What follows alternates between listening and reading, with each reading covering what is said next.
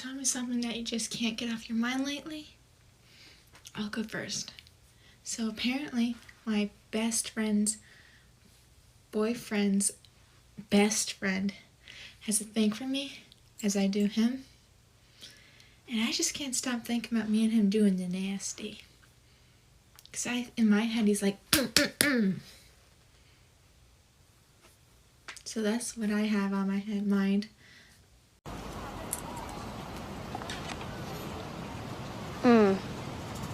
That's nasty. I'm gonna go throw up. I said it once and I'll say it again. I'm putting my dick in it. Why can't we go in the supermarket yet? Because we're waiting. What are we waiting for? For me to stop being excited. What did you get excited about?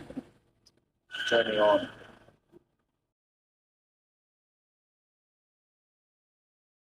It's crazy how I just wanted to hit. Now I'm in a ride or die relationship. What the fuck? I just wanted to cooch you. Like, why are you cuffing me? When the sky comes falling, even the sun don't shine, I got faith in you and I, so put your pretty little hand in mine.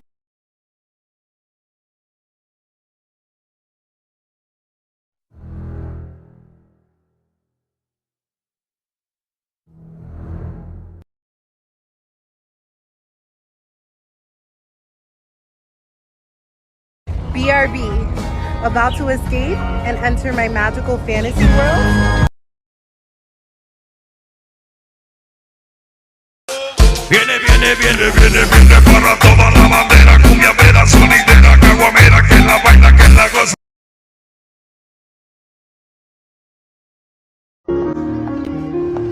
Afternoon. What can I do for you? I need to buy a gun.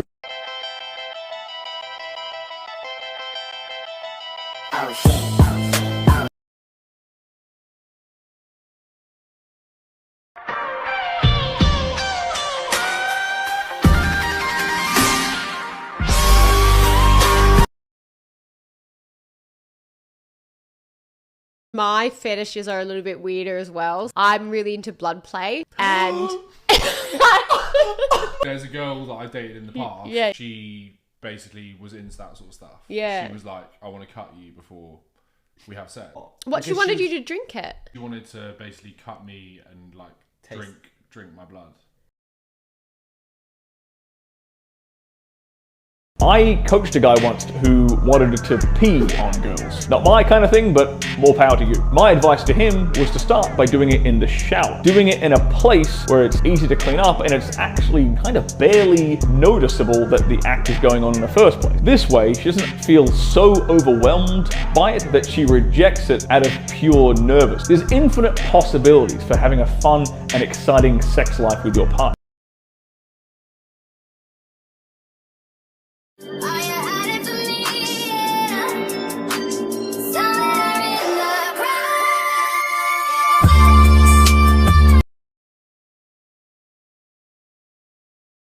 This is what I found out about weird fetishes while I was in Japan. So I'm just crying or whatever at the subway station, right? Nothing serious. Sometimes you just have those little stressful travel squabbles with your boyfriend. When I look up and see some random dude filming me up close, I stare at him for a minute, like processing, before he notices and he's like, oh shit, and like ducks behind this big pillar. I proceed to stop chase after this man in the middle of this subway station while I'm still in tears, and unfortunately I lose him. But later when we get home, I Google it because I'm like, what the fuck was that about? I've never had a grown man film me up close crying before. And that's how I found out about a girls crying fetish in Japan. Slay!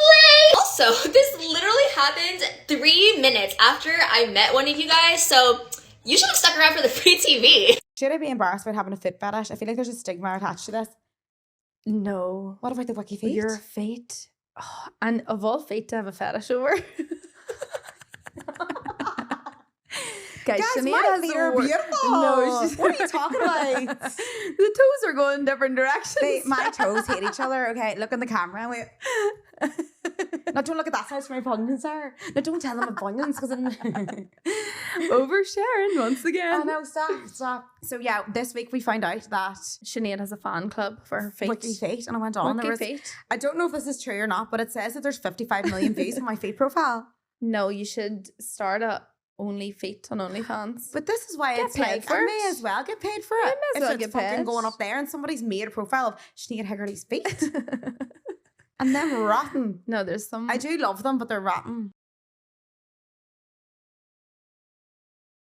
So my father found out I was doing a nasty and he was not happy. I was about 16 when I got me a little piece. And as a man, you know when a young man is starting to feel himself. So one day my pops pulled me to the side and looked at me and said, so that's how we rolling? So I get to smiling, feeling a little sense of pride. This frown came up on my father's face and he just walked away. Now, my father never had daughters, but the next conversation we had, I thought only pertained to women. So we finally had a father and son sit down. Giving your virginity away to someone is a gift, no matter the gender. He said, but since you did it, tell me about the young lady. Is she your girlfriend? Did you both give each other your gift? Did you treat her right afterwards? And the biggest question, do y'all plan on doing it again? Stay tuned for part 2.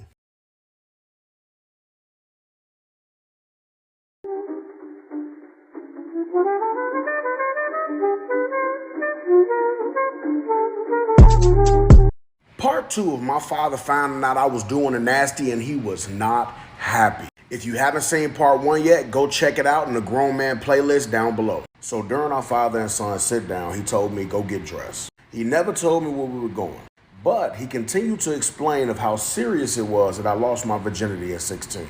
He told me that since she was my first, she would always be a part of me and I a part of her. He said he also asked me if I plan on doing it again because I need to know how important it is to be safe. So of course, as a 16-year-old boy, I had to ask, so can I do it again?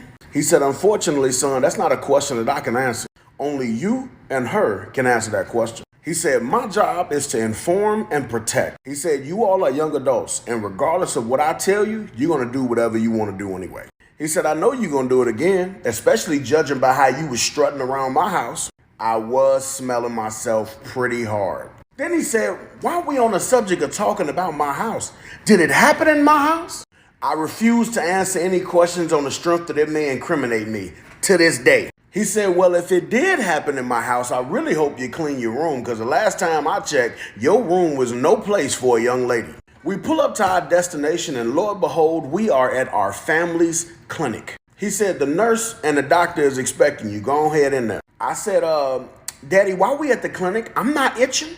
He said, we're here to make sure that you're still healthy and to prepare you for the next time you decide to give your gift away to her or to whoever else of your choosing. Shout out to my pops.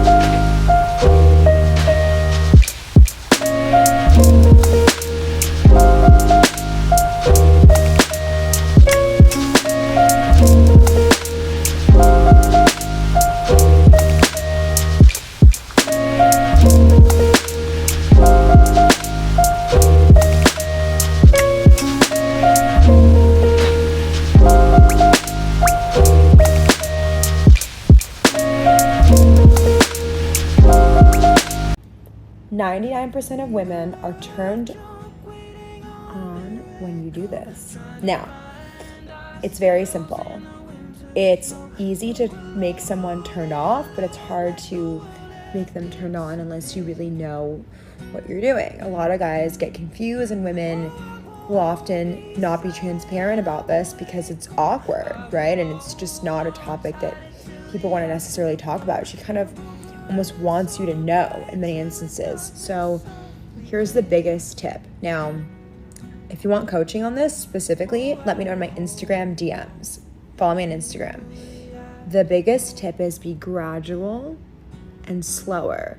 Anything you're doing now, it's probably erring on the side of being fast. So going slower is a really surefire way to kind of build anticipation and make her want it, because a lot of this stuff is mental. Let me know in the comments if you want coaching in my Instagram DMs.